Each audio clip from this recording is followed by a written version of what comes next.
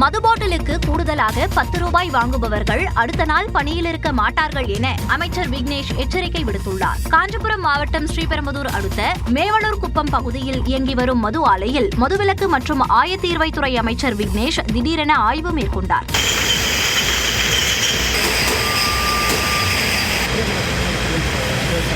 தொடர்ந்து ஊடகங்களிடம் பேசிய அமைச்சர் விக்னேஷ், போதிய அளவு சரக்கு வருவாய் வந்த பிறகு படிப்படியாக மதுக்கடைகள் மூடப்படுவதற்கான வாய்ப்புகள் உருவாகும் என நம்பிக்கை தெரிவித்தார்.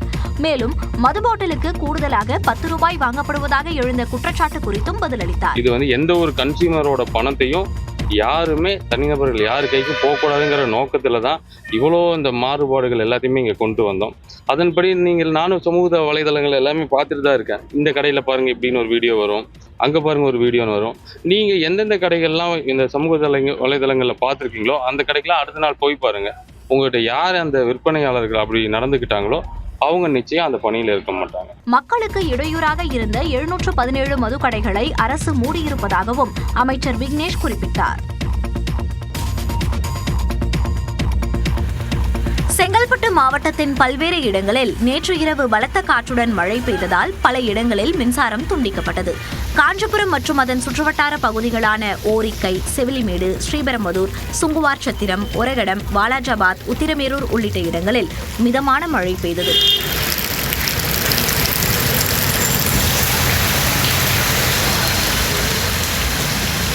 அரியலூர் மாவட்டம் செந்துறை, ஆர்எஸ் மாத்தூர், ஆண்டிமடம், சிறுகளத்தூர், அங்கனூர் உள்ளிட்ட இடங்களிலும் மழை பெய்ததால் அப்பகுதி மக்கள் மகிழ்ச்சியடைந்தனர்.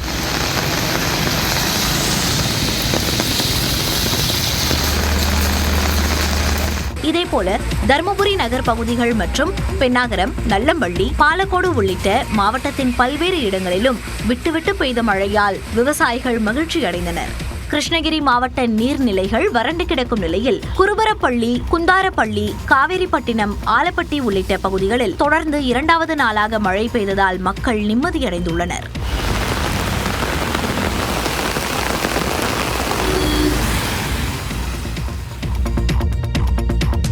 முட்டை உற்பத்திக்கான செலவு அதிகரித்துள்ளதால் முட்டை விலையை குறைந்தபட்சம் 7 ரூபாய்க்கு மேல் நிர்ணயிக்க உள்ளதாக நாமக்கல் மண்டல தேசிய முட்டை ஒருங்கிணைப்பு குழுவினர் தெரிவித்துள்ளனர்.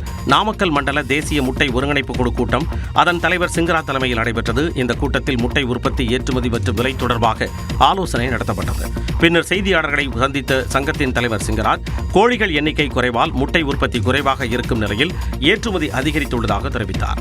பெட்ரோல், டீசல் மற்றும் தீவனம் விலையேற்றத்தால் செலவு அதிகரித்துள்ளதாக கூறிய அவர், உற்பத்தியாளர்கள் பாதிக்கப்படாமல் இருக்க முட்டை விலையை குறைந்தபட்சம் 7 ரூபாய்க்கு மேல் நிர்ணயிக்க முடிவு செய்துள்ளதாக குறிப்பிட்டுள்ளார். தீவன உற்பத்தி செலவு கொஞ்சமாக கூடியிருக்கு. இதெல்லாம் ஒப்பிட்டு பார்க்கும்போது முட்டை குறைந்தபட்சம் 7 ரூபாய்க்கு மேலே இருந்தால் தான் பண்ணையை ஓரளவுக்கு சிரமம் இல்லாமல், அதாவது பொருளாதார பாதிப்பு இல்லாத பண்ணை நடத்த முடியும். இந்நிலையில் நேற்று முட்டை விலை 10 காசுகள் உயர்ந்து 6 ரூபாய் 20 காசுகளாக நிர்ணயிக்கப்பட்டது. கடந்த 3 நாட்களில் மட்டும் ஒரு முட்டை விலையில் 30 காசுகள் உயர்ந்துள்ள நிலையில் விரைவில் 7 ரூபாயை எட்டக்கூடும் என கூறப்படுகிறது. கேரளாவில் நிபா வைரஸ் பாதிப்பு எதிரொலியாக தமிழக கேரள எல்லையில் கண்காணிப்பு தீவிரப்படுத்தப்பட்டுள்ளது. கேரளாவின் கோழிக்கோடு மாவட்டத்தில் 43 வயது நபர் ஒருவருக்கு நிபா வைரஸ் தொற்று உறுதி செய்யப்பட்டது. கோழிக்கோடு மருத்துவக் கல்லூரி மருத்துவமனையில் சிகிச்சை பெற்று வரும் நிலையில் அவரது உடல்நிலை கவலைக்கிடமாக உள்ளது. அவருடன் தொடர்பில் 100 பேர் கண்காணிப்பில் வைக்கப்பட்டுள்ளனர். அவர்களில் 3 பேருக்கு பாதிப்பு இல்லை என்று ஆய்வில் தெரியவந்துள்ளது. இந்நிலையில் கண்காணிப்பில் வைக்கப்பட்டவர்களின் நிலை குறித்து ஐசிஎம்ஆர் வல்லுநர்கள் நேரில் ஆய்வு செய்தனர். இதற்கிடையே கன்னியாகுமரி மாவட்டம் களியக்காவிளை சோதனை சாவடியில் கேரளாவில் இருந்து வருவோருக்கு காய்ச்சல் அறிகுறி உள்ளதா என சோதித்த பிறகே அனுமதித்தனர். இதேபோன்று நீலகிரி மாவட்டத்தில் உள்ள 6 சோதனை சாவடிகளில் சுகாதாரத்துறையினர் சோதனை நடத்தினர். எல்லா private hospitals and government hospitals இந்த சிம்டம்ஸ் இருக்கிற பேஷண்ட்ஸ் யாரோ ஒருத்தர் வந்தால் உடனே நம்ம ஹெல்த் டிபார்ட்மெண்ட்டுக்கு ஐடென்டிஃபை பண்ணுறதுக்கு அவங்களுக்கு சொல்லியிருக்கோம். நிபா வைரஸ் அறிகுறியுடன் மருத்துவமனைகளில் அனுமதியாகும் மருத்துவ பயனாளர்கள் குறித்து சுகாதாரத்துறைக்கு தெரியப்படுத்த அறிவுறுத்தியிருப்பதாகவும் ஆட்சியர் கூறியுள்ளார்.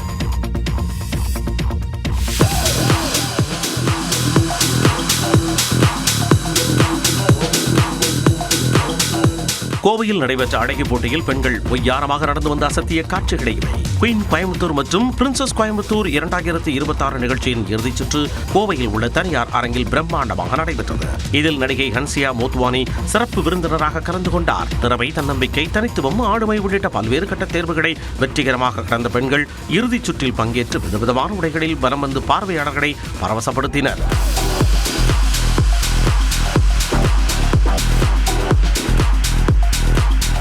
இதில் வெற்றி பெற்ற பெண்களுக்கு நடிகை ஹன்சியா மோத்வானி மகுடம் சூட்டி கௌரவித்தார். இந்த நிகழ்ச்சியில் பல்வேறு துறைகளைச் சேர்ந்த பிரமுகர்கள், தொழிலதிபர்கள் மற்றும் பொதுமக்கள் கலந்து கொண்டனர். தமிழ்நாட்டின் அரசியல் களத்தை பரபரப்பாக்கிய செய்திகளை தற்போது பார்க்கலாம். தாவேகா ஆட்சியில் ஊழல் என்ற பேச்சுக்கே இடமில்லை என அமைச்சர் ஆனந்த் பெருமிதம் தெரிவித்துள்ளார். மாற்றுக் கட்சியினர் தாவேகாவில் இணையும் நிகழ்ச்சியில் பேசிய அமைச்சர் ஆனந்த், மாற்றுக் கட்சியில் இருந்து வந்தவர்களுக்கு உரிய மரியாதை கிடைக்கும் என உறுதியளித்தார். நாங்கள் கண்டிப்பாக எக்காரணத்தை கொண்டும் எந்த ஒரு அமைச்சரோ சட்டமன்ற உறுப்பினரோ தப்பு செய்ய மாட்டோம். அப்போ தப்பு செய்தோம் என்று சொன்னால் அடுத்த வினாடிகள் நாங்கள் அந்த பதவியில் இருக்க விட மாட்டார். அதுதான் தமிழக முதலமைச்சர் என்பதை தெரிவித்துக் கொள்கிறேன். நீங்க அந்த கட்சியிலிருந்து வந்தீங்க, இப்ப என்ன அப்படின்லாம் நாங்க கேட்க மாட்டோம். எங்களோட உழைத்துக் கொண்டிருந்த ஒன்றியம், நகரம், கிளை அவங்களுடன் நீங்கள் இணைந்து செயல்பட வேண்டும் என்று உங்களை நான் அன்புடன் கேட்டுக்கொள்கிறேன். எந்த குதிரை பேரமும் இல்லை என்றார். அதிமுகவிலிருந்து வந்த எம்எல்ஏக்கள் நாங்கள் உறுதியாக சொல்றோம், எந்த குதிரை பேரமும் கிடையாது. வந்த எல்லா எம்எல்ஏக்களும் எதிர்காலத்தில் தமிழக வெற்றிகள் தான் எதிர்காலத்தில் எல்லாம் ரிசைன் பண்ண வந்திருக்காங்க. 10 நாள் அவங்க ரிசைன் பண்ணிட்டு வந்தாங்கன்னா பணத்துக்காக வருவாங்க, பதவிக்காக வருவாங்க. ஒரு வாழ்க்கையில எதிர்காலம் நம்பிக்கை இருந்தாலும் வருவாங்க. ஒரு எம்எல்ஏவா தேர்ந்தெடுக்கப்பட்டவங்க. சூழ்ச்சி செய்துதான் எடப்பாடி பழனிசாமி வெற்றி பெற்றார் எனவும் அமைச்சர் ஆதவ் அர்ஜுனா விமர்சித்தார்.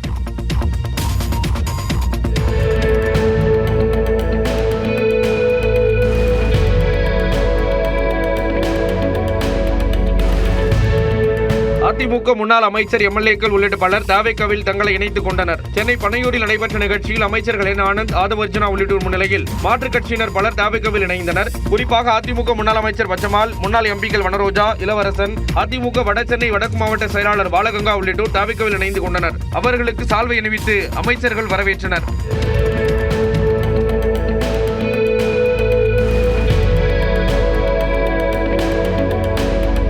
காங்கிரஸ் கட்சியிலிருந்து பாஜகவுக்கு சென்ற முன்னாள் எம்எல்ஏ விஜயதாரணியும் தாவேகாவில் தன்னை இணைத்துக் கொண்டார்.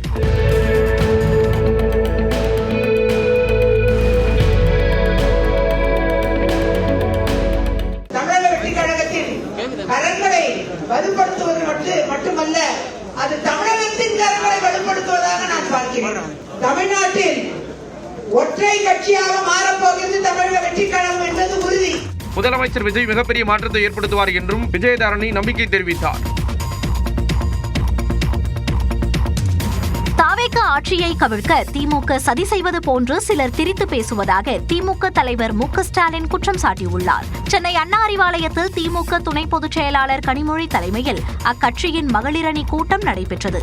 இதில் பேசிய திமுக தலைவர் மு.க. ஸ்டாலின், பொறுப்புள்ள எதிர்க்கட்சியாக திமுக செயல்படுவதாக கூறினார். அதை உண்மைக்கு மாறாக திருச்சி ஆட்சியை கவிழ்க்க சதியா அப்படின்னு கேட்டு நம்ம எதிரிகள் அழ ஆரம்பிச்சுட்டாங்க. ஏற்கனவே நான் நிறைய முறை சொல்லிட்டேன், திமுக கழகம் பொறுப்பான விழிப்பான எதிர்க்கட்சியா தன்னுடைய கடமையை உறுதியா செய்யும். இந்த ஆட்சியினுடைய தோல்விகளை நாம தொடர்ந்து சுட்டி காட்டுவோம், கேள்விகளை கேட்போம். தொடர்ந்து பேசிய அவர், தாவேகா ஆட்சியில் குற்றங்கள் அதிகரித்துள்ளதாகவும், குறிப்பாக பெண்களுக்கு பாதுகாப்பு இல்லை என்றும் விமர்சித்துள்ளார். பலதரப்பட்ட மக்களும் ஏண்டா இந்த ஆட்சிக்கு வாக்களிச்சோன்னு கோபமா ஆவேசமா வருந்திக்கிட்டு இருக்கிறாங்க. ஓட்டு போட்டவனு வருத்தப்படுறான், ஓட்டு போடாதவனு வருத்தப்படுறான். அதான் இப்ப இருக்கக்கூடிய நிலை. சாதாரணமா சொல்றாங்க, ஏதோ 2 ஓட்டு போட்டோம், நீங்க தான் ஆட்சிக்கு வரும்னு நினைச்சோம், இப்படி ஆயிடுச்சு. இப்போ இந்த ஆட்சியில குற்றங்கள் பெருகிடுச்சு. நியூஸ் சேனலை வச்சால கொடூரமான குற்ற சம்பவங்கள் தான் செய்திகளா வந்துகிட்டு இருக்கு. தன் கட்சி மீதும் தனக்கு ஆதரவளித்த கட்சிகள் மீதும் நம்பிக்கை இல்லாமல் அடுத்த கட்சியின் எம்எல்ஏக்களை ஷாப்பிங் செய்து பாஜகவின் ஜெராக்ஸ் காப்பியாக முதலமைச்சர் செயல்படுவதாகவும் மு.க. ஸ்டாலின் சாடினார். திமுக தான் நமது எதிரி, தாவேகா அல்ல என நிர்வாகிகள் மத்தியில் எடப்பாடி பழனிசாமி உறுதிபட தெரிவித்ததாக தகவல் வெளியாகியுள்ளது. காஞ்சிபுரம், உத்தரமேரூர், ஸ்ரீபெரும்புதூர் சட்டமன்ற தொகுதிகளை அடக்கிய காஞ்சிபுரம் மாவட்டத்தின் அதிமுக நிர்வாகிகள் ஆலோசனைக் கூட்டம் சென்னை ராயப்பேட்டையில் உள்ள அதிமுக தலைமை அலுவலகமான எம்ஜிஆர் மாளிகையில் நடைபெற்றது. இதில் அதிமுக பொதுச் செயலாளர் எடப்பாடி பழனிசாமி பங்கேற்று நிர்வாகிகளுக்கு ஆலோசனைகளை வழங்கினார். அப்பொழுது பேசிய எடப்பாடி பழனிசாமி ரீல்ஸ், இன்ஸ்டா வழியிலேயே தாவேகாவை வீழ்த்தலாம் என கூறியதாக தகவல் வெளியாகியுள்ளது. திமுக தான் நமது எதிரி, தாவேகா அல்ல என உறுதிபட தெரிவித்ததாகவும் தாவேகாவின் வெற்றி நிலைக்காது என்றும் EPS தெரிவித்ததாக கூறப்படுகிறது. இந்நிலையில் நியூஸ் 18 தமிழ்நாட்டுக்கு பிரத்யேக பேட்டி அளித்த அதிமுக துணை பொதுச் செயலாளர் KP முனுசாமி அதிமுகவை யாராலும் அழிக்க முடியாது என்றார். தன் தலைவனுக்காகவே கட்சியை துவக்கியவர் புரட்சித் தலைவர் எம்ஜிஆர். அப்படிப்பட்ட தலைவர் உருவாக்கின இந்த இயக்கம் நிச்சயமாக யாராலும் அழிக்க முடியாது. சில நேரங்களில் வெற்றி வாய்ப்பு இழக்கின்ற பொழுது தொய்வாக தெரியும். ஆனால் மீண்டும் வீறு கொண்டு எழுந்து மீண்டும் எடப்பாடியார் தலைமையில் ஆட்சி அமரும் என்பதை தெரிவித்துக் கொள்கிறேன். பதவி சுகத்திற்காக அதிமுகவில் இருந்து சிலர் பிரிந்து செல்வதாகவும் KP முனுசாமி குற்றம் சாட்டினார். நடிகர் ரஜினிகாந்தின் பெயர், புகைப்படத்தை எந்த கட்சியோ அமைப்போ பயன்படுத்தக்கூடாது என அவரது ரசிகர் நற்பணி மன்றம் தெரிவித்துள்ளது. 2017ஆம் ஆண்டு டிசம்பரில் அரசியல் கட்சி தொடங்கப் போவதாக அறிவித்த நடிகர் ரஜினிகாந்த் உடல்நிலையை காரணம் காட்டி கொரோனா காலத்தின் போது அரசியலிலிருந்து பின்வாங்கினார். எனினும் தேர்தல் நேரங்களிலும் அரசியல் நிகழ்வுகளிலும் பல்வேறு அரசியல் கட்சிகள் தங்களது போஸ்டர்களில் ரஜினிகாந்தின் புகைப்படத்தையும் பெயரையும் பயன்படுத்தி வந்தன. இந்நிலையில் ரஜினிகாந்தின் பெயர், புகைப்படத்தை அரசியல் கட்சிகள் பயன்படுத்தக்கூடாது என்று அவரது ரசிகர் நற்பணி மன்றம் அதிரடியாக அறிவித்துள்ளது. இது தொடர்பாக வெளியிடப்பட்டுள்ள அறிக்கையில் ரஜினிகாந்தின் பெயர், புகைப்படத்தை எந்த கட்சியோ அமைப்போ பயன்படுத்தக்கூடாது என்றும் ரஜினிகாந்தின் உத்தரவுப்படி ரசிகர் மன்ற நிர்வாகிகள் மற்றும் ரசிகர்களுக்கு இதன் மூலம் தெரிவிக்கப்படுவதாகவும் குறிப்பிடப்பட்டுள்ளது. அண்மையில் பாஜகவிலிருந்து விலகி அண்ணாமலை தனி இயக்கத்தை தொடங்கினார். ரஜினிகாந்தின் மனைவி லதா தொடங்கிய மக்கள் மேடை என்ற இயக்கம் தொடர்பான வீடியோ ஒன்றும் சமூக வலைதளங்களில் வலம் வந்தன. நடிகர் ராகவா லாரன்ஸும் தனது அரசியல் வருகை குறித்து சமூக ஊடகத்தில் பேசும்போது ரஜினிகாந்தின் பெயரை குறிப்பிட்டு பேசியிருந்தார். இந்த சூழலில் ரஜினிகாந்தின் ரசிகர் நற்பணி மன்றம் இந்த அறிவிப்பை வெளியிட்டிருப்பது கவனிக்கத்தக்கது.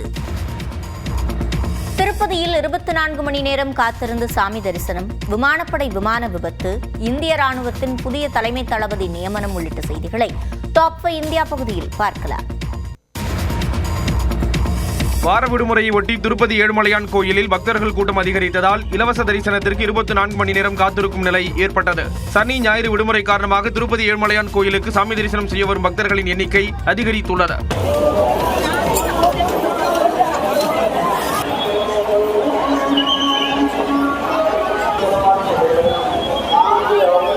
நேரடி இலவச தரிசனத்திற்காக வந்திருக்கும் பக்தர்கள் சுமார் 4 கிலோமீட்டர் தொலைவுக்கு நீண்ட வரிசையில் காத்திருக்கும் நிலை காணப்படுகிறது. அவர்கள் சாமி தரிசனம் செய்ய 24 மணி நேரம் ஆகும் என்று கோயில் அதிகாரிகள் கூறியுள்ளனர்.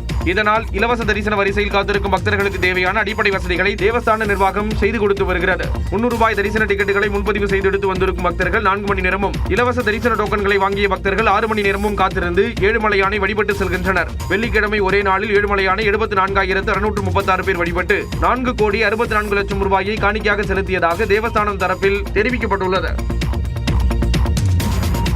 அசாமில் உள்ள ஜோர்ஹாட் விமானப்படை தளத்தில் இந்திய விமானப்படைக்கு சொந்தமான விமானம் விபத்துக்குள்ளானதில் 5 பேர் உயிரிழந்தனர். அசாமில் இந்திய விமானப்படைக்கு சொந்தமான AN-32 ரக விமானம் சனிக்கிழமை காலை வழக்கமான பயிற்சியில் ஈடுபட்டது. ஜோர்ஹாட் விமானப்படை தளத்தில் விமானம் தரையிறக்கப்பட்ட போது எதிர்பாராத விதமாக விபத்து ஏற்பட்டதாக கூறப்படுகிறது. முதலில் தீ பற்றிய நிலையில் கண்ணிமைக்கும் நேரத்தில் விமானம் வெடித்து சிதறியது. இதில் 5 பேர் உயிரிழந்ததாக இந்திய விமானப்படை தெரிவித்துள்ளது. குறிப்பாக விமானப்படை அதிகாரிகள் பிரசாந்த் சிங், ஷூபன் குமார், ஜிதேந்திர சர்மா மற்றும் அக்னி வீரர்கள் கீமாராம் குமாவத் மற்றும் டேனிஷ் ஆலம் ஆகியோர் வீரமரணம் அடைந்தனர். மேலும் படுகாயமடைந்த துணை விமானிக்கு தீவிர சிகிச்சை அளிக்கப்பட்டு வருகிறது. விமான விபத்து குறித்து விரிவான விசாரணைக்கு உத்தரவிட்டிருப்பதாகவும் இந்திய விமானப்படை தெரிவித்துள்ளது. இந்திய ராணுவத்தின் புதிய தலைமை தளபதியாக தீரத் சேத் நியமிக்கப்பட்டுள்ளார். இந்திய ராணுவத்தின் தலைமை தளபதியாக உள்ள உபேந்திர திவேதி வரும் 30ஆம் தேதியுடன் ஓய்வு பெறுகிறார். இந்நிலையில் புதிய தலைமை தளபதியாக தீரத் சேத்தை நியமிக்க குடியரசுத் தலைவர் ஒப்புதல் அளித்திருப்பதாக மத்திய அரசு தெரிவித்துள்ளது. தற்போது துணை தலைமை தளபதியாக பணியாற்றி வரும் தீரத் சேத் மகாராஷ்டிரா மாநிலம் புனேவில் உள்ள தேசிய பாதுகாப்பு அகாடமியில் பட்டம் முடித்தவர். 1986ஆம் ஆண்டு இந்திய ராணுவத்தில் பணிக்கு சேர்ந்தவர். பல்வேறு ராணுவ நடவடிக்கைகளில் தலைமை பொறுப்பில் இருந்து அணியை வழிநடத்திய அனுபவம் பெற்றவர். குறிப்பாக ஜம்மு காஷ்மீரில் பயங்கரவாத எதிர்ப்பு நடவடிக்கைகள் உட்பட பல்வேறு சவால் மிகுந்த பணிகளை திறம்பட கையாண்டவர் தீரத் சேத். இந்நிலையில் வரும் 30ஆம் தேதி ராணுவ தலைமை தளபதியாக பொறுப்பேற்கும் தீரத் சேத் 2028ஆம் ஆண்டு ஆகஸ்ட் 31ஆம் தேதி வரை இப்பதவியில் நீடிக்க இருப்பது குறிப்பிடத்தக்கது.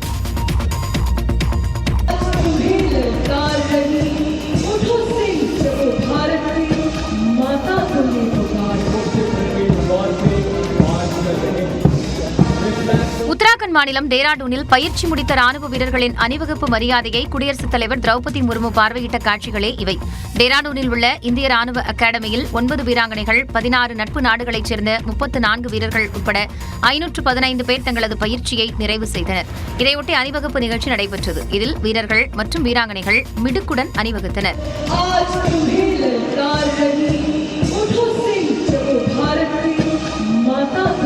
அதனை குடியரசுத் தலைவர் திரௌபதி முர்மு பார்வையிட்டு அணிவகுப்பு மரியாதையை ஏற்றுக்கொண்டார். இந்த நிகழ்ச்சியில் பேசிய குடியரசுத் தலைவர் திரௌபதி முர்மு, ராணுவத்தில் 9 பெண்கள் இணைந்தது திருப்பு முனையான தருணம் என்று பெருமிதம் தெரிவித்தார். இதேபோன்று தெலங்கானா மாநிலம் துண்டுக்கல்லில் உள்ள விமானப்படை அகாடமியில் பயிற்சியை முடித்த விமானிகளின் அணிவகுப்பு மரியாதையை பாதுகாப்புத்துறை அமைச்சர் ராஜ்நாத் சிங் பார்வையிட்டார்.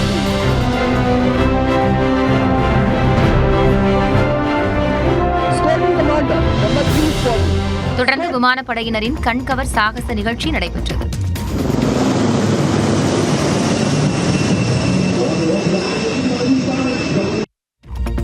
வினாத்தாள் கசிவு, தேர்வு முறைகேடு, வேலைவாய்ப்பின்மையை கண்டித்து ராகுல் காந்தி தலைமையில் வரும் 17ஆம் தேதி முதல் நாடு தழுவிய அளவில் பொதுக்கூட்டங்கள் நடத்த உள்ளதாக காங்கிரஸ் கட்சி அறிவித்துள்ளது. நீட் தேர்வு வினாத்தாள் கசிவு, சிபிஎஸ்இ விடைத்தாள் மதிப்பீட்டு முறையில் குளறுபடி, சியுஇடி தேர்வில் தொழில்நுட்ப கோளாறு போன்றவற்றிற்கு பொறுப்பேற்ற மத்திய கல்வி அமைச்சர் தர்மேந்திர பிரதானை பதவி விலக வலியுறுத்தி தொடர் போராட்டங்களை முன்னெடுக்க காங்கிரஸ் கட்சி திட்டமிட்டுள்ளது. முதற்கட்டமாக நாடு முழுவதும் பொதுக்கூட்டங்கள் நடத்த உள்ளதாக அக்கட்சியின் பொதுச் செயலாளர் கே.சி. வேணுகோபால் அறிவித்துள்ளார். அதன்படி ராஜஸ்தான் மாநிலம் கோட்டாவில் வரும் புதன்கிழமையன்று ராகுல் காந்தி தலைமையில் பொதுக்கூட்டம் நடைபெற உள்ளது. அதனைத் தொடர்ந்து உத்தரப்பிரதேச மாநிலம் பிரயாக்ராஜில் ஜூலை 10ஆம் தேதியும், பாட்னாவில் ஜூலை 11ஆம் தேதியும், டெல்லியில் ஜூலை 14ஆம் தேதியும் பொதுக்கூட்டங்கள் நடைபெற உள்ளன. இதில் தேர்வு முறைகேடுகளால் பாதிக்கப்பட்ட மாணவர்கள், வேலைவாய்ப்பின்மையால் பாதிக்கப்பட்ட இளைஞர்கள் மற்றும் கல்வியாளர்கள் பங்கேற்க இருப்பதாகவும், மாணவர்கள் மற்றும் இளைஞர்களின் நலன்களை பாதுகாப்பதில் மத்திய அரசின் தோல்வி போன்ற பிரச்சினைகள் இந்த கூட்டத்தில் எழுப்பப்படும் என்றும் கே.சி. வேணுகோபால் தெரிவித்துள்ளார். பிரதமர் மோடியின் பிரான்ஸ் பயணம், இங்கிலாந்து மன்னரின் பிறந்தநாள் கொண்டாட்டம் உள்ளிட்ட செய்திகளை டாப் 5 உலகம் பகுதியில் பார்க்கலாம்.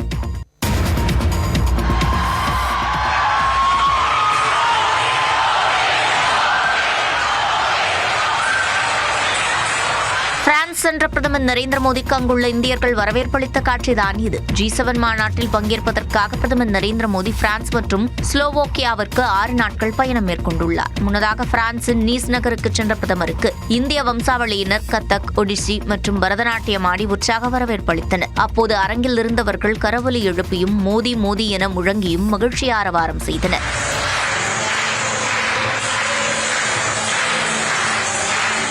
அங்கிருந்தவர்களுடன் கைகுலுக்கிய பிரதமர் சிறுவர் சிறுமியர் வழங்கிய பரிசுப் பொருட்களை பெற்றுக் கொண்டார். பிஞ்சு குழந்தை ஒன்றை கையில் ஏந்தி பிரதமர் கொஞ்சியதை அனைவரும் ரசித்தனர்.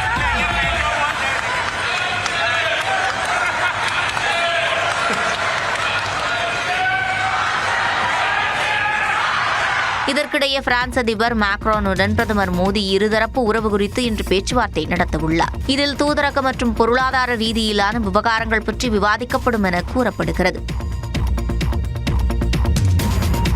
பிரான்சில் அமெரிக்க அதிபர் டிரம்பை பிரதமர் நரேந்திர மோடி சந்தித்து பேச உள்ளதாக வெள்ளை மாளிகை தெரிவித்துள்ளது. பிரான்சின் ஏவியன் நகரில் வரும் 15 முதல் 17ஆம் தேதி வரை G7 உச்சி மாநாடு நடைபெறவுள்ளது. இதில் சிறப்பு அழைப்பாளராக பங்கேற்கும் பிரதமர் மோடி உலகளாவிய தெற்கு நாடுகளின் எதிர்பார்ப்புகளை முன்னிலைப்படுத்துவார் என கூறப்பட்டுள்ளது. இந்நிலையில் G7 மாநாட்டின் ஒரு பகுதியாக அமெரிக்க அதிபர் டிரம்பை பிரதமர் மோடி சந்திப்பார் என வெள்ளை மாளிகை தெரிவித்துள்ளது. இந்த சந்திப்பின் போது ஓமன் கடற்பகுதியில் 3 கப்பல்கள் மீது நடத்தப்பட்ட தாக்குதலில் 3 இந்தியர்கள் உயிரிழந்தது குறித்து பிரதமர் மோடி பேச்சுவார்த்தை நடத்துவார் என எதிர்பார்க்கப்படுகிறது. மேலும் ஹோர்முஸ் நீரிணையை திறப்பது, அமெரிக்காவுடனான வர்த்தக ஒப்பந்தம், H1B விசா உள்ளிட்டவை குறித்தும் பேச்சுவார்த்தை நடத்தப்படும் என தகவல் வெளியாகியுள்ளது. அமெரிக்கா ஈரான் இடையே நிலவும் மோதலை முடிவுக்கு கொண்டு வரும் வகையில் இன்று அமைதி ஒப்பந்தம் கையெழுத்தாக உள்ளதாக அமெரிக்க அதிபர் டொனால்டு ட்ரம்ப் தெரிவித்துள்ளார். இது தொடர்பாக ட்ரூத் பக்கத்தில் பதிவிட்டுள்ள ட்ரம்ப், ஈரானுடன் ஒப்பந்தம் கையெழுத்தானதும் ஹார்முஸ் நீரிணை உடனடியாக திறக்கப்படும் என்றும் ஈரானுக்கு இழப்பீடு எதுவும் வழங்கப்படாது எனவும் கூறியுள்ளார். ஒபாமா ஆட்சி காலத்தில் ஈரானுடன் மேற்கொண்ட ஒப்பந்தத்தை விமர்சித்துள்ள ட்ரம்ப், அந்த ஒப்பந்தம் இருந்திருந்தால் ஈரான் அணு ஆயுதத்தை தற்போது பயன்படுத்தியிருக்கும் என சாடியுள்ளார். தாம் மேற்கொள்ளும் ஒப்பந்தம் ஒபாமா அரசு மேற்கொண்ட ஒப்பந்தத்திற்கு நேர்மாறானது எனவும் அணு ஆயுதத்தை தடை செய்யும் சுவராக இருக்கும் எனவும் தெரிவித்துள்ளார். நிலைமை சீரானதும் அமெரிக்காவின் குண்டுவீச்சு விமானங்கள் உதவியுடன் ஈரானில் உள்ள அணுசக்தி பொருட்களை அழிப்போம் என்றும் ட்ரம்ப் குறிப்பிட்டுள்ளார். ஈரானுடன் இணைந்து பணியாற்ற விரும்புவதாக கூறியுள்ள ட்ரம்ப் சரியாக அமையாவிட்டால் தங்களிடம் மாற்று வழி உள்ளது என்றும் அதை மீண்டும் பயன்படுத்த வேண்டிய சூழல் வராது என நம்புவதாகவும் ட்ரம்ப் தெரிவித்துள்ளார். அமைதி ஒப்பந்தம் கையெழுத்தாக உள்ளதாக அமெரிக்க அதிபர் கூறியுள்ளதை மறுத்துள்ள ஈரானின் இஸ்லாமிய புரட்சிகர காவலர் படை ட்ரம்பின் செயல்பாடுகளையும் விமர்சித்துள்ளது.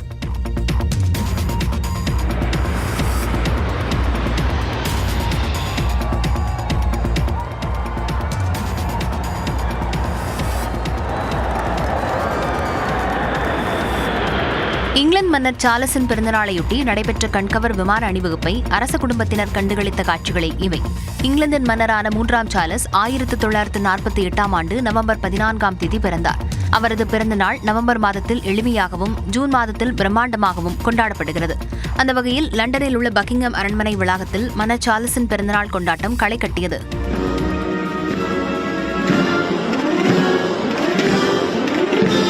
தி கலர் எனப்படும் ராணுவ அணிவகுப்புடன் மிக பிரம்மாண்டமாக நடைபெற்ற இந்த விழாவில் ராணி கெமிலா, வேல்ஸ் இளவரசர் வில்லியம், இளவரசி கேட் மிடில்டன் உள்ளிட்ட அரச குடும்பத்தினர் பங்கேற்றனர்.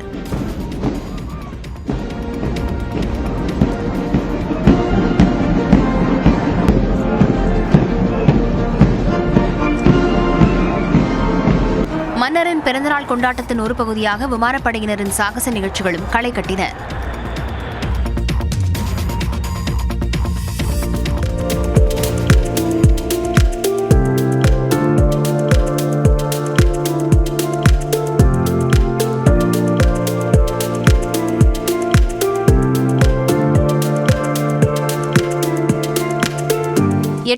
கார்களை சுமந்து கொண்டு சீனாவிலிருந்து ஐரோப்பா நோக்கி பிரம்மாண்டமான சரக்கு கப்பல் ஒன்று தனது முதல் பயணத்தை தொடங்கிய காட்சிகளே இவை. வழக்கமான சரக்கு கப்பல்களைப் போல் இல்லாமல் வாகனங்களை நேரடியாக உள்ளேயும் வெளியேயும் ஓட்டிச் செல்ல அனுமதிக்கும் வகையில் சரிவு பாதைகளுடன் குளோவஸ் லைட் ஹவுஸ் என்ற சரக்கு கப்பல் வடிவமைக்கப்பட்டுள்ளது. உலகின் மிகப்பெரிய ரோல் ஆஃப் கப்பல்களில் ஒன்றான இந்த கப்பல் சீனாவின் குவாங்டாங் மாகாணத்தில் உள்ள ஷியாவோமோ துறைமுகத்திலிருந்து 8000க்கும் மேற்பட்ட புதிய கார்களை ஏற்றிக்கொண்டு ஐரோப்பாவிற்கான தனது முதல் பயணத்தை நேற்று முன்தினம் தொடங்கியது. 230 மீட்டர் நீளமும் 40 மீட்டர் அகலமும் கொண்ட இந்த கப்பலில் 14 தளங்களை கொண்ட வாகன நிறுத்துமிடம் உள்ளது. இது ஒரு சாதாரண ரோரோ கப்பலின் கொள்ளளவை விட 2 மடங்கு அதிகமாக, அதாவது 10,800 வாகனங்களை கையாளும் திறன் கொண்டது. பல்சுவை செய்திகளை தற்போது பார்க்கலாம். இந்தியா ஆப்கானிஸ்தான் இடையிலான முதல் ஒருநாள் போட்டியில் இந்திய அணி 7 விக்கெட்டுகள் வித்தியாசத்தில் அபார வெற்றி பெற்றுள்ளது. 3 போட்டிகள் கொண்ட ஒருநாள் தொடரின் முதல் போட்டி இமாச்சல பிரதேசத்தில் நடைபெற்ற நிலையில் மழை காரணமாக 25 ஓவர்களாக குறைக்கப்பட்டது. ஆப்கானிஸ்தான் அணியின் தொடக்க வீரரான ரஹ்மானுல்லா குர்பாஸ் 51 பந்துகளில் 8 சிக்ஸர் 8 பவுண்டரிகளுடன் 102 ரன்களை குவித்து அவர் ஆட்டமிழந்தார். இதன் மூலம் ஒருநாள் போட்டிகளில் இந்தியாவுக்கு எதிராக அதிவேகமாக சதமடித்தவர்களின் பட்டியலில் ரஹ்மானுல்லா குர்பாஸ் 2வது இடம் பிடித்தார். எனினும் 7 வீரர்கள் ஒற்றை இலக்கத்தில் வெளியேறியதால் ஆப்கானிஸ்தான் அணி 194 ரன்களுக்கு ஆல் அவுட் ஆனது. இந்திய அணியின் அறிமுக வீரர்களான குர்னூர் பிரார் மற்றும் ஹர்ஷ் துபே இருவரும் தலா 3 விக்கெட்டுகளை வீழ்த்தினர்.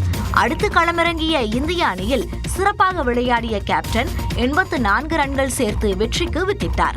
இஷான் கிஷன் 34 ரன்களும் கடைசி நேரத்தில் KL ராகுல் அதிரடியாக 39 ரன்களும் சேர்த்ததால் 23வது ஓவரிலேயே இந்திய அணி 7 விக்கெட் வித்தியாசத்தில் வெற்றி பெற்றது.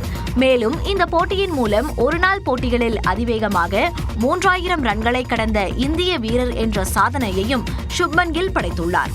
75 போட்டிகளில் விராட் கோலி 3000 ரன்கள் கடந்ததே சாதனையாக இருந்த நிலையில் 62 போட்டிகளை எட்டி அந்த சாதனையை தகர்த்துள்ளார். 57 போட்டிகளில் 3000 ரன்களை கடந்த தென்னாப்பிரிக்க வீரர் ஹசிம் ஆம்லா உலகளவில் முதலிடத்திலும் சுப்மன் கில் 2வது இடத்திலும் இருக்கின்றனர்.